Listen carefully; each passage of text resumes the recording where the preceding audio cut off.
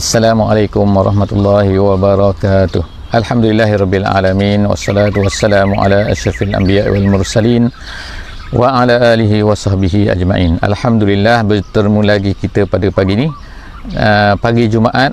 Alhamdulillah, kita akan bersama-sama dalam tafsir ringkas Al-Quran, insya-Allah.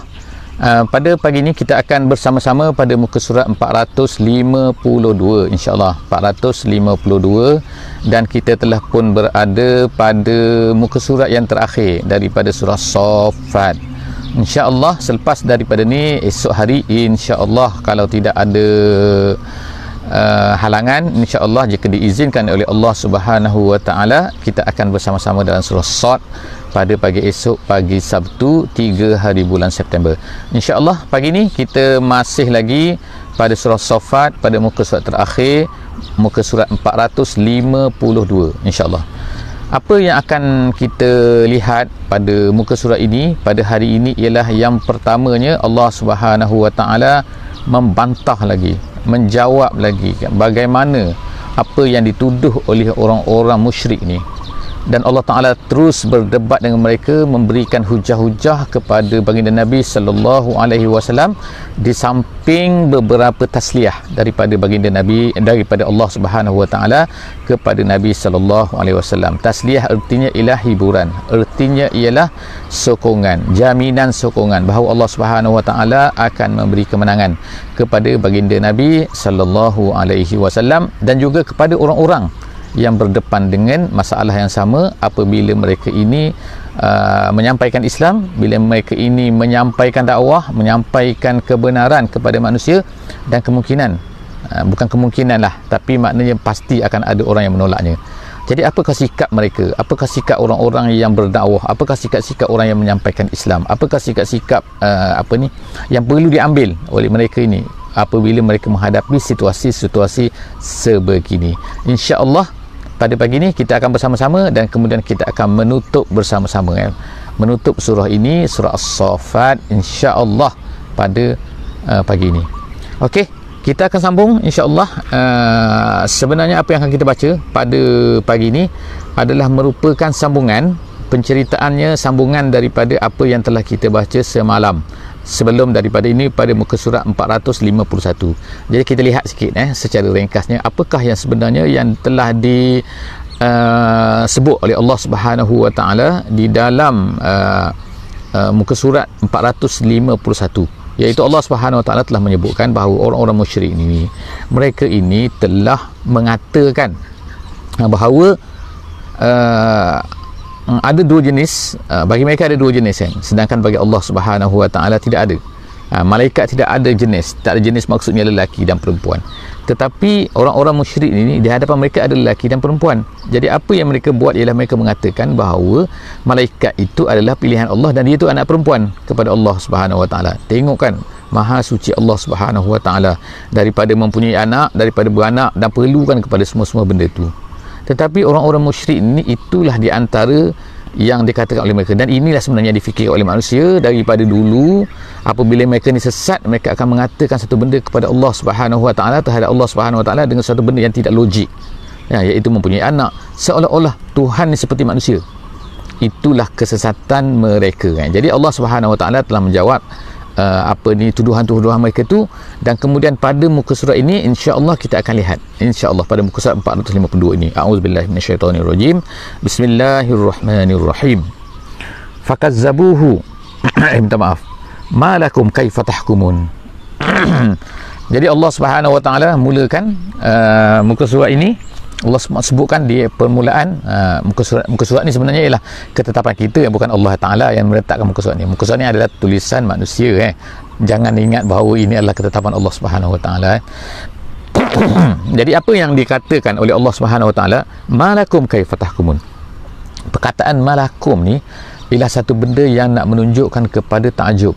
Malakum, ataupun nak menunjukkan kepada apalah, macam itulah dalam bahasa Melayu kan, apalah, macam ni ke mereka fikir, macam tu, malakum, apa ni awak ni, malakum. Bila kita ni terkejut sangat, kata macam ni dia boleh fikir, apalah manusia ni. Jadi Allah Ta'ala kata malakum kaifa tahkumun, macam mana kamu boleh buat ketetapan. Tahkum ni ialah dari segi bahasanya kita kata menghukum, tapi bukan maknanya menghukum tapi maksudnya menetapkan. Macam mana buat keputusan macam ni, macam mana mengatakan satu benda macam ni, malakum kaifa tahkumun, macam mana kamu boleh kata macam ni, afala tazakkarun, kamu tak nak ambil peringatan ke? Muhammad telah cakap kepada kamu macam-macam, Muhammad telah memberitahu kepada kamu macam-macam, Muhammad telah menjelaskan kamu tentang hari akhirat, tentang apa yang akan berlaku, tentang balasan terhadap orang-orang yang menentang kebenaran, tapi kamu ni tetap juga tak nak ambil pengajaran. Jadi Allah Ta'ala sebut tentang afala tazakkarun, kamu tak nak ambil peringatan ke? Am lakum sultanun mubin, kemudian Allah Ta'ala kata am lakum, ataupun ada bagi kamu sultan mubin. Sultan ni artinya ialah dalil. Sultan ni maknanya hujjah. Dalam Quran ada lebih daripada 30 kali perkataan sultan ni. Ada lebih daripada 30 kali. Ataupun kita kata ada setengah ulama kata 38 kali. 38 kali, yes. Sebab kadang-kadang dia bercampur kadang-kadang kan, perkataan tu kan. Tetapi semua sekali ada 38 kali. Okey. Sultan ni makna apa? Sultan ni salatah maknanya. Salatah menguasai. Jadi ulama-ulama bahasa mengatakan perkataan sultan ni ada dua jenis. Ada dua jenis sultan. Yang pertama dipanggil sultanul hujjah. Yang kedua dipanggil sultanul qahri. Sultanul qahri. Sultanul hujjah ni ialah iaitu kita memberikan hujah, meyakinkan, berhujah. Jadi kekuatan hujah itu akhirnya akan dapat meyakinkan orang yang mendengar tu. Ini kekuatan hujah. Kekuatan hujah ni ialah pada akal, pada hati, menyebabkan seorang itu tunduk. Kerana apa? Kerana dia rasa memang betul lah apa yang disebut. Itu nama dia sultanul hujjah. Yang kedua nama dia sultanul qahri. Sultanul qahri inilah sultan yang menggunakan kekuasaan. Jadi Al-Quran kalau ikutnya adalah sebagai sultan. Quran adalah sultan. Apa Quran sebagai sultan? Kerana dia meyakinkan. Dan yang keduanya, Quran juga telah memberi satu kepada manusia ini, kepada orang mukmin, iaitu kekuasaan. Kekuasaan iaitu apa? Apabila mereka ni telah berkuasa, maka jika sekiranya ada orang yang tidak boleh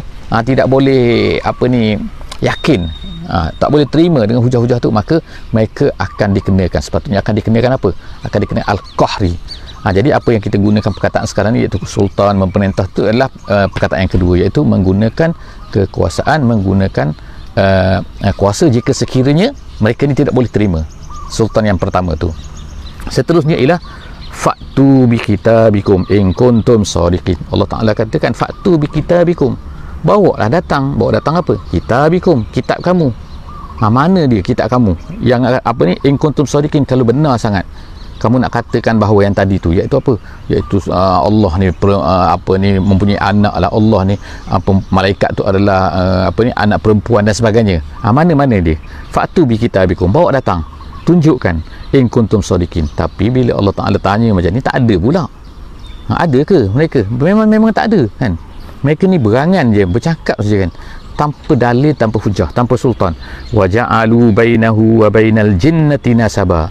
Tengokkan apa lagi yang mereka kata. Mereka kata ataupun apa yang mereka buat ialah mereka telah menjadikan bainahu, di antara Allah itu, wa bainal jinnah. Jinnah ini daripada perkataan jannah.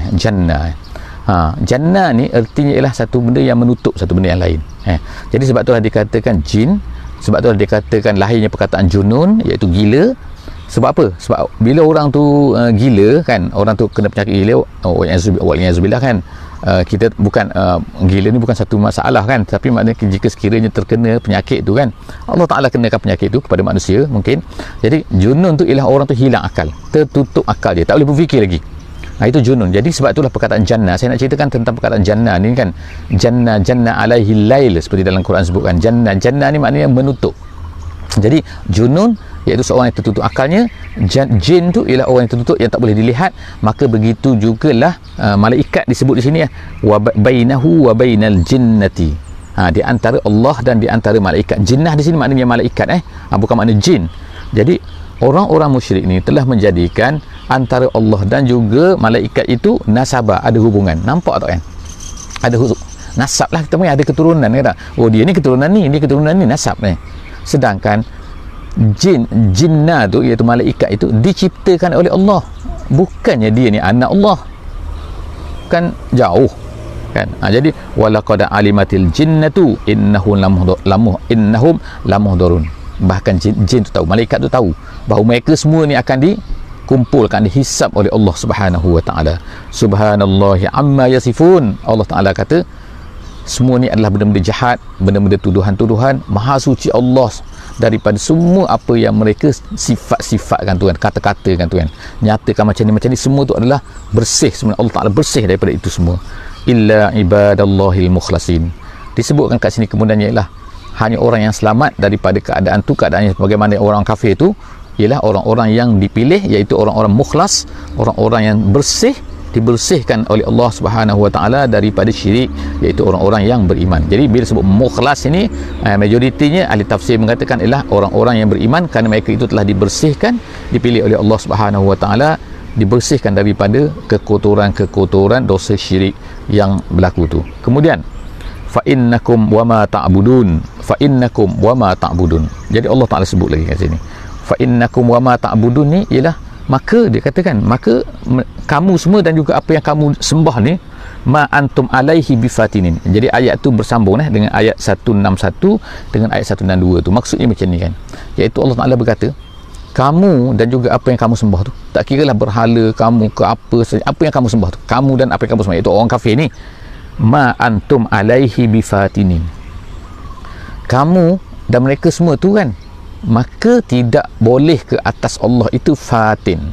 Apa maksud fatin? Jadi fatin kat sini ialah artinya ifsad. Kalau ikut dalam bahasanya, ifsad ni maknanya merosakkan. Apa maksud merosakkan sini? Iaitu mudil, iaitu menyesatkan. Jadi artinya lah ayat inilah, kamu dan juga berhala-berhala kamu dan apa yang kamu sembah, apa yang kamu patuh, apa yang kamu ikut, semua tu tidak akan boleh menyesatkan, memaksa manusia ni untuk menjadi sesat daripada Allah Subhanahu wa taala. Jadi wama fa innakum wama ta'buduna ma antum alaihi bifatinin.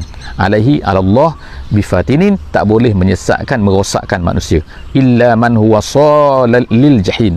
Kecuali orang yang memang nak masuk neraka.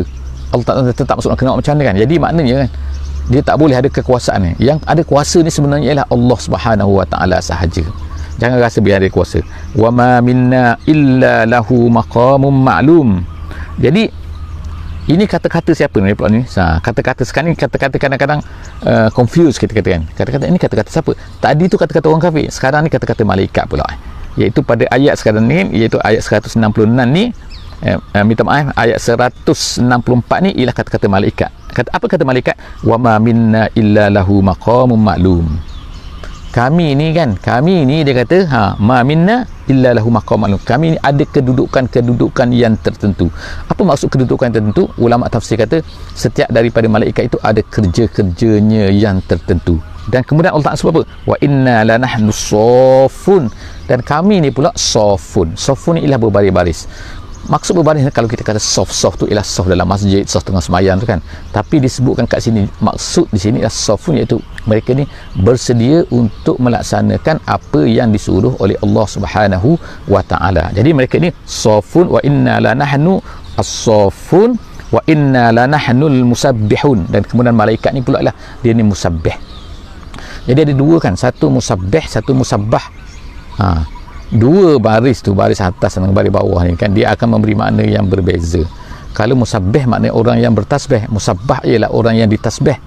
Jadi di sini kena jaga-jaga kan, iaitu bacanya ialah musabbih. Sebagaimana kita sebut sebelum daripada ni kan, membaca tentang kisah Nabi Yunus alaihi salam. Kisah Nabi Yunus alaihi salam, dia ni adalah musabbih. Dia ni adalah daripada orang yang musabbih, iaitu orang banyak bertasbih. Dan malaikat-malaikat ni adalah musabbih, dia kata kat sini kan. Kemudian wa in kanu la yaqulun law anna indana zikran minal awwalin. Kemudian ayat 167 kan, ni orang musyrik pula kan, orang musyrik pula berkata wa in kanu la yaqulun, mereka ini berkata pula kan, berkata apa? Law anna indana zikran minal awwalin, kalaulah dia kata ada pada sisi kami ini zikran minal awwalin. Jadi zikran zikran dia kata kat sini, kata kalaulah ada benda yang sebut dalam kitab, disebutkan. Maknanya disebutkan apa? Disebutkan apa ni? Jadi nak cerita di sini ialah macam-macam alasan lagi. Mereka ada alasan lagi. Alasan apa? Alasan tidak mahu terima Muhammad ni. Jadi mereka kata tak ada sebut pun. Jadi law indana zikrun minal awwalin, orang dulu tak pernah cerita pun kepada kami. Tapi kalau cerita, adakah mereka beriman?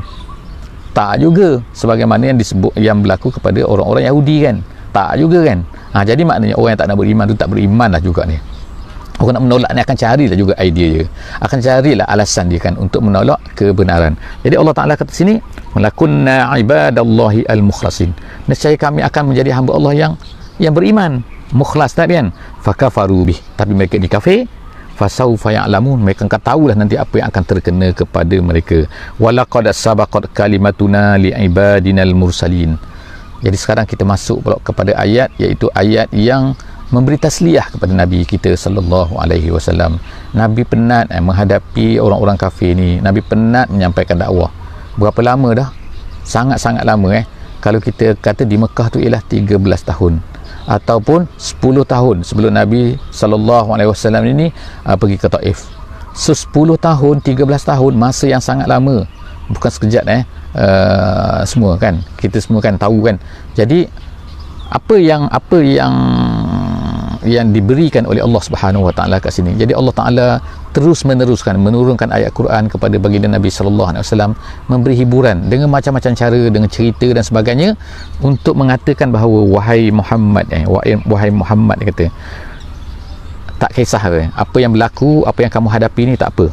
Walaqad sabaqat kalimatuna li ibadinal mursalin, telah menjadi satu ketetapan.